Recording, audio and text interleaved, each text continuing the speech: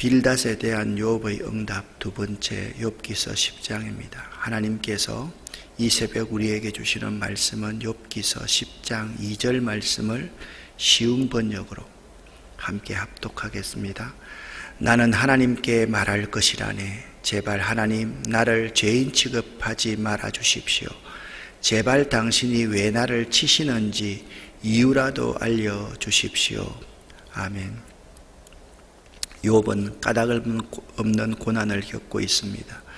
하나님께서 그의 소유를 다 빼앗으시고 10명의 자녀들의 생명을 빼앗으셨으며 그의 몸은 머리 끝부터 발끝까지 종기가 나서 질그릇을 깨뜨려 끓을 정도의 극심한 고통을 당했습니다.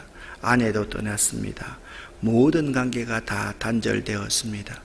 이러한 상황에서도 욥은 하나님께 제대로 한번 질문하지 않았습니다. 갑자기 내 인생에 왜 이런 문제가 생겨나는지 하나님께 물어보지도 않았습니다. 그저 말 안 하고 가만히 입을 닫고 있었습니다. 그저 말 안 하고 입을 가만히 닫고 고난을 당하는 것이 좋은 신앙인 것처럼 생각했습니다. 그런데 10장부터는 분위기가 완전히 바뀌게 됩니다. 이제 드디어 욥은 하나님을 향하여 입을 열기 시작합니다.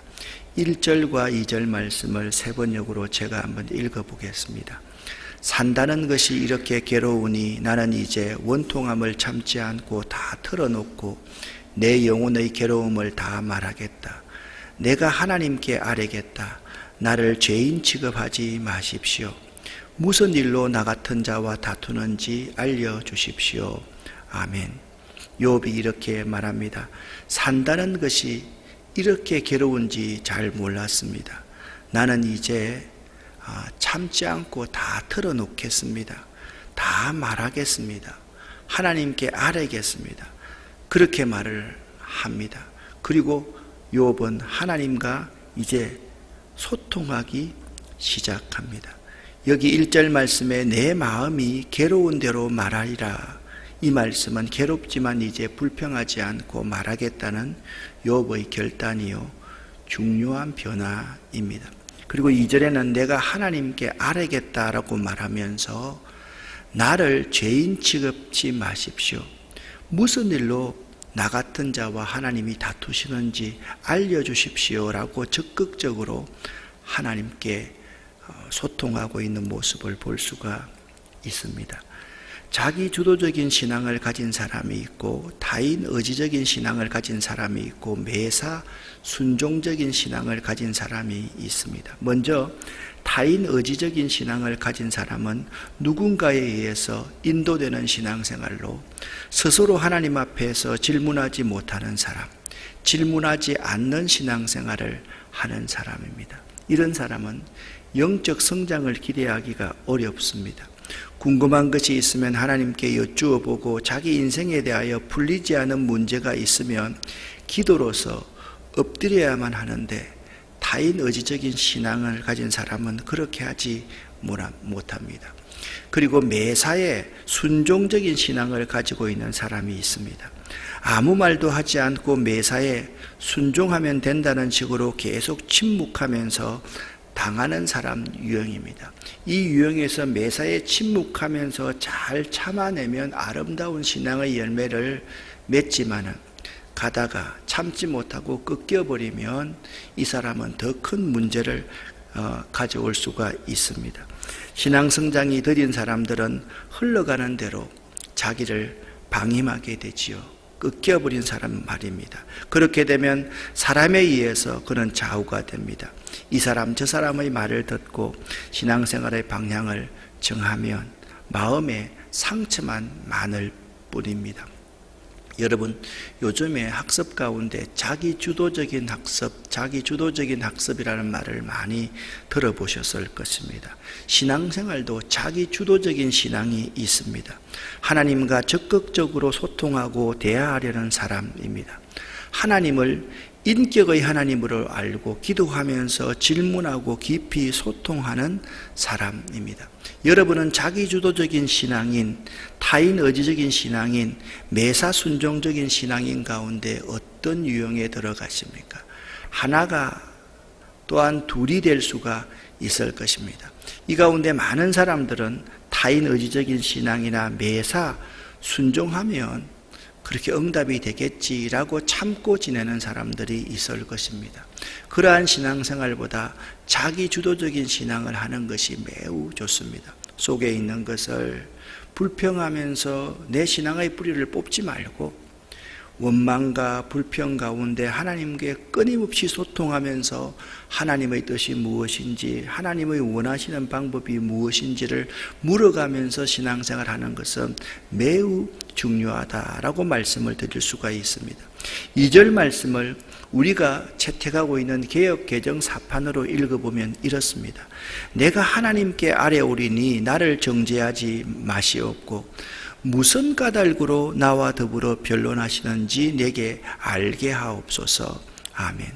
우리가 살면서 무엇보다도 힘든 것은 지금 내가 하는 일이 무슨 까닭으로 어떤 이유 때문에 해야 하는지 모를 때입니다.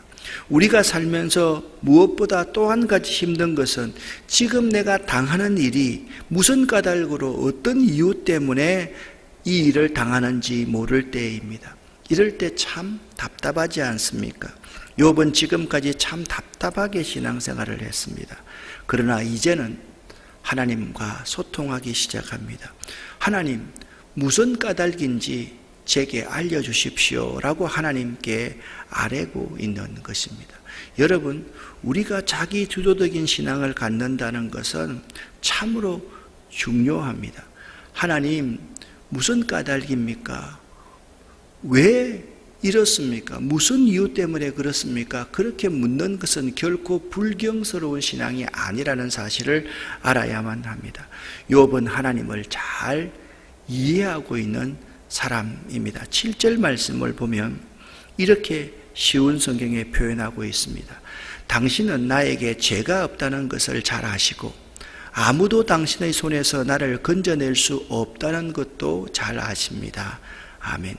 욥은 자신은 하나님으로부터 결코 벗어나지 않을 뿐만 아니라 무엇보다도 자신을 하나님으로 벗어나게 못한다는 확신을 강조하면서 자신은 흠없는 삶을 살았음을 주장하고 있습니다. 자기가 죄인이 아니라는 말이 아닙니다. 이렇게 고난을 당할 만큼의 죄를 짓지 않았다는 욥의 항변을 하면서 욥이 이렇게 말을 합니다.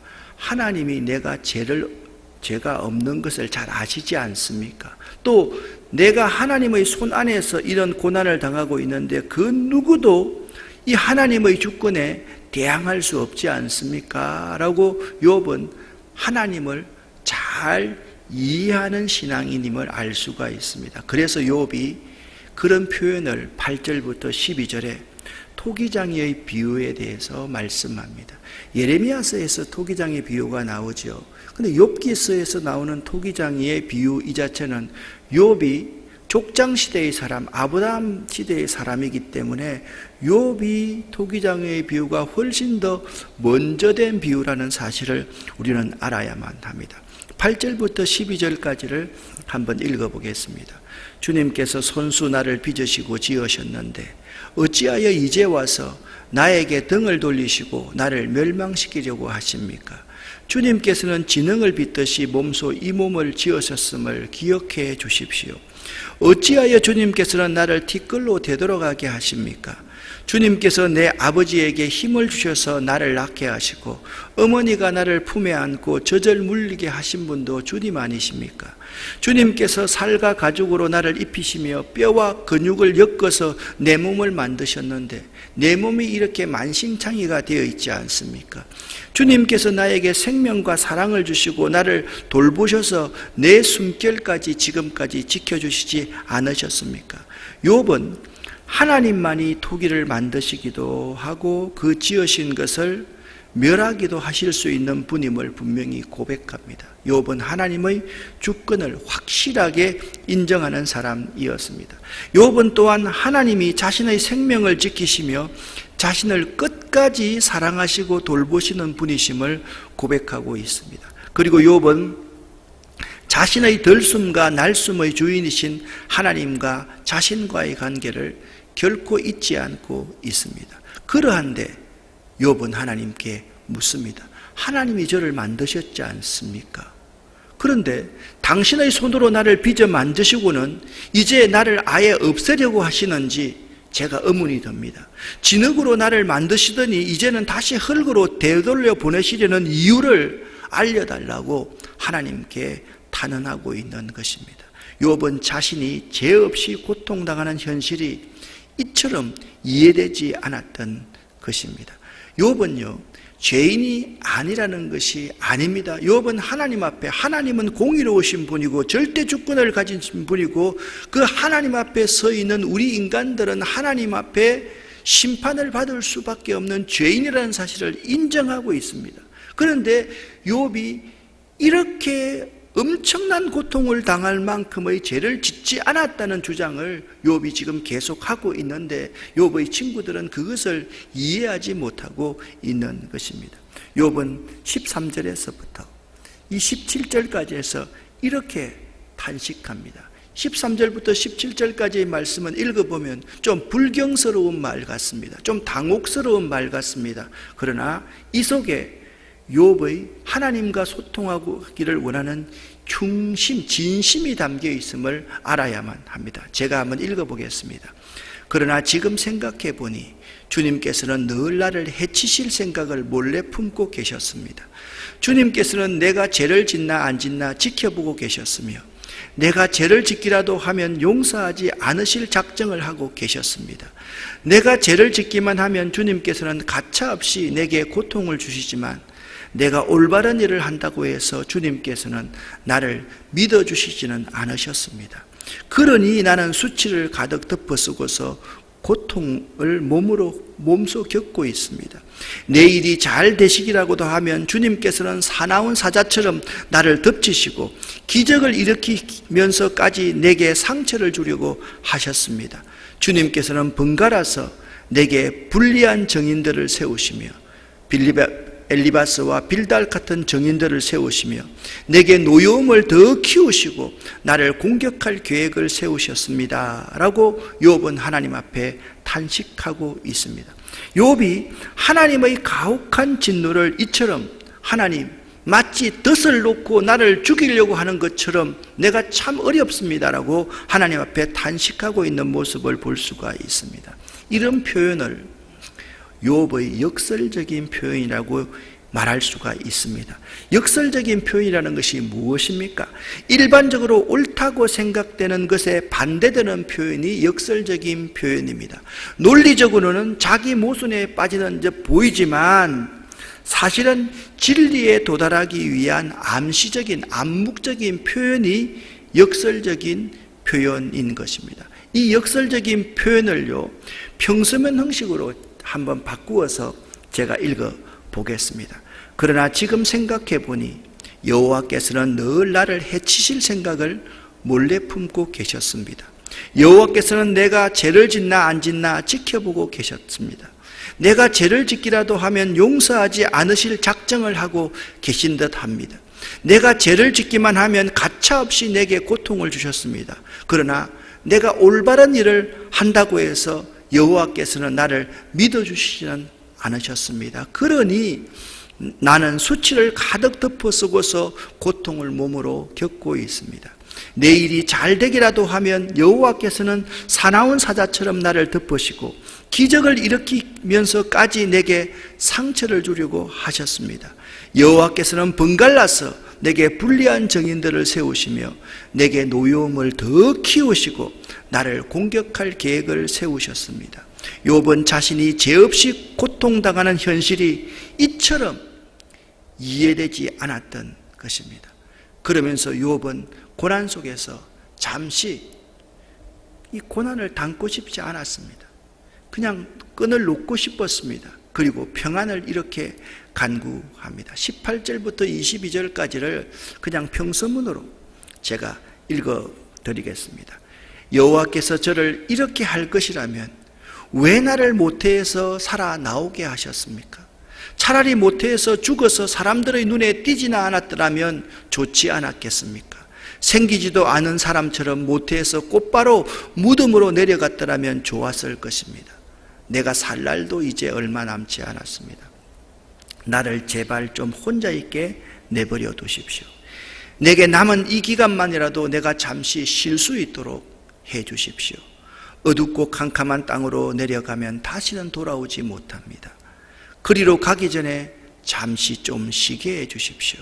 그 땅은 흑암처럼 캄캄하고 죽음의 그늘이 드리워져서 아무런 질서도 없고 빛이 있다 해도 흑암과 같을 뿐입니다 라고 말씀하고 있습니다. 욥은 10장에서 3장에서와 마찬가지로 자신의 생일을 저주하고 탄식합니다. 근데 3장에서는 하나님께 불평할 수가 없어서 자기의 태어난 날을 탄식했다고 한다면 10장에서는 장이 세기를 저주하는 것은 하나님과 소통하고 싶은 욥의 마음임을 알아야만 합니다. 사실 욥은 사는 게 아니었습니다. 욥에게 지금 산다는 것은 고통 그 자체였습니다. 하루하루의 생명을 연장하는 것이 그에게는 큰 의미가 없다고 생각할 정도로 엄청난 고통을 받고 있는 것입니다. 아마도 욥이 받고 있는 이러한 고난은 이런 것이었을 것입니다. 자식이 죽은 것, 그게 아니라 하나님께서 혹시나 나를 버리신 것이 아닌가 라는 그 신앙에서 욥이 지금 엄청난 고민을 하고 있는 것입니다. 그래서 욥은 차라리 죽고 싶다고 말을 합니다. 그 죽음이 오기 전에 욥은 좀 쉬고 싶다고, 그러니 제발 날 좀 내버려 달라고 요구하고 있습니다. 또 한 번 말씀을 드립니다. 얼마나 고통이 힘들었으면 죽고 싶다고, 이제는 좀 쉬고 싶다고 말을 할까요? 그러나 절망의 심연 속에서도 하나님은 욥을 알고 계시고 욥도 하나님에 대해서 이렇게 반응합니다. 여러분과 제가 12절 말씀을 세 번역으로 읽어보겠습니다. 주님께서 나에게 생명과 사랑을 주시고 나를 돌보셔서 내 숨결까지 지켜주셨습니다. 아멘. 욥은요, 하나님께서 자기에게 생명과 사랑을 주셨음을 고백합니다. 하나님께서 자기를 돌보아 주셨음을 고백합니다. 하나님께서 자신의 숨결까지 지켜주셨음을 고백하고 있는 것입니다. 욥의 하나님을 향한 소통의 항변이 결코 신앙을 저버리기 위한 것이 아니라 하나님의 뜻을 묻고 있는 것임을 알 수가 있습니다. 또한 15절에 의하면 욥은 자신이 어려울지라도 하나님 앞에서 머리를 들지 못한다고 하고 있습니다. 고통 중에서 자신 속에 있는 교만을 발견하게 된 것입니다. 여러분, 지금 욥은요 10장에서 진정으로 하나님과 소통하면서 하나님께 묻고 있습니다. 하나님, 이유라도 알려주십시오.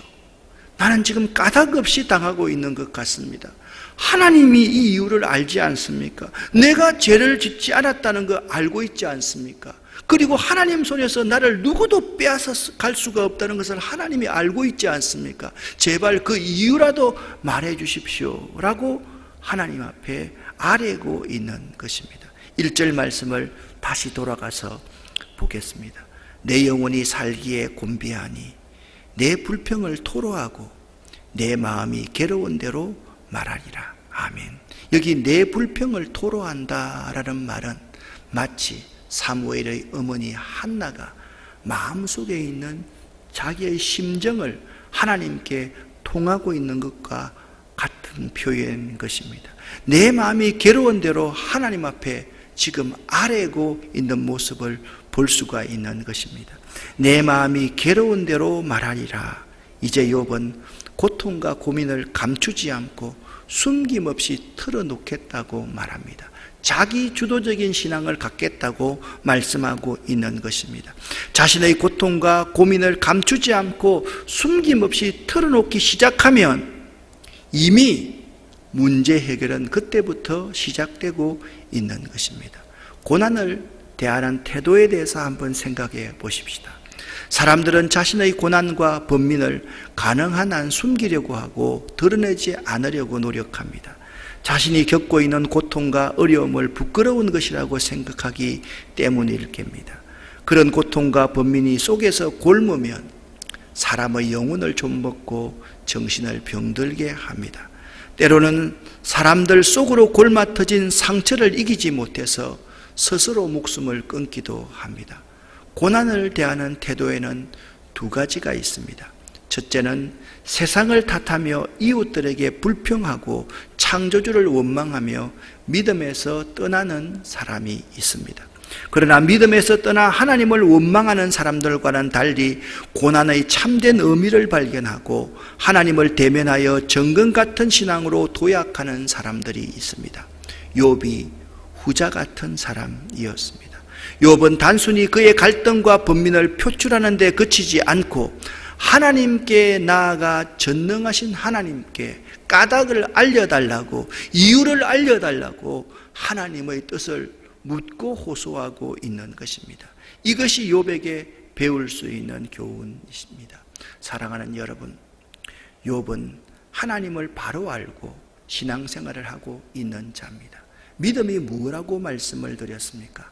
하나님을 하나님으로 인정하고 나를 죄인인 인간으로 인정하는 것이 믿음이라고 말씀을 드렸습니다. 이 고난의 문제를 친구들이나 자기가 해결할 수 없다는 것을 욥이 지금 잘 알고 있었기 때문에 하나님께서 자신의 고뇌와 번뇌를 이렇게 간곡하게 호소하고 있는 것입니다. 사랑하는 여러분, 욥처럼 하나님을 바로 알고 신앙생활하는 여러분 되시기를 예수 이름으로 간절히 축원합니다. 기도하겠습니다. 살아계신 하나님 아버지, 감사합니다. 오늘 욥기서 10장을 통하여서 욥이 하나님과 진심으로 소통하기 시작하는 모습을 보았습니다. 저희들도 자기 주도적인 신앙을 가질 수 있게 하시고 하나님 앞에 나의 심정을 통할 수 있는 저희들 될 수 있도록 도와주시옵소서. 내가 가지고 있는 아픔과 고통이 수치스러운 것이나 부끄러운 것이 아님을 분명히 알게 하시고 하나님만이 내 모든 사정을 다 알고 계심을 고백하며 하나님의 주권 앞에 우리 스스로를 드러내고 순종할 수 있는 저희들 되기를 원합니다. 오늘 이 새벽 하나님 기도합니다. 이 새벽 제단을 쌓는 모든 분들, 이 하나님 말씀을 듣고 있는 모든 분들에게 하늘 문을 여시어 하늘의 복을 쌓을 곳이 없도록 이들에게 쏟아부어 주시옵소서. 이들의 바람을 아십니다. 하나님, 그 바람을 이루어 주시고 응답하여 주시옵소서. 예수 그리스도 이름으로 축복하옵고 간절히 기도 올립니다. 아멘.